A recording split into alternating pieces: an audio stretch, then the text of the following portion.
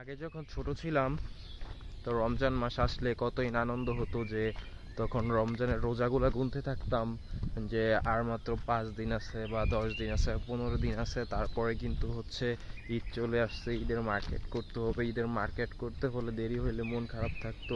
আর এই বড় খুশির বিষয়টা হচ্ছে ঈদের মার্কেট করে নিয়ে আসলে হচ্ছে আশেপাশে কাউরে দেখাইতাম না যে কাপড় পুরাতন হয়ে যাবে এরকম কথা বলতাম বা এরকম কিছু।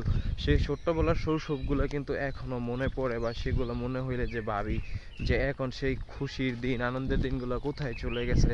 আসলে সেই সব দিনগুলো চলে যায় নাই, ঠিকই আছে, শুধু হচ্ছে আমাদের কাঁধে এখন পরিবারের দায়িত্ব চলে আসছে। এখন শুধু আমাদের মন খুশি হইলে হয় না, কারণ এখন আমরা শিখে গেছি অন্যদের মন খুশি করার জন্য, পরিবারের আপনজনদেরকে খুশি করার জন্য। কিন্তু আমাদের মন আর এখন আর সে যত কিছুই করুক না কেন সেই আনন্দ তো কখনই আসবে না। পরিবারের মুখে যদি হাসি ফুটে তো অবশ্যই আমাদের মুখে হাসি ফুটে, এটাই হচ্ছে আমাদের ছেলেদের জীবন।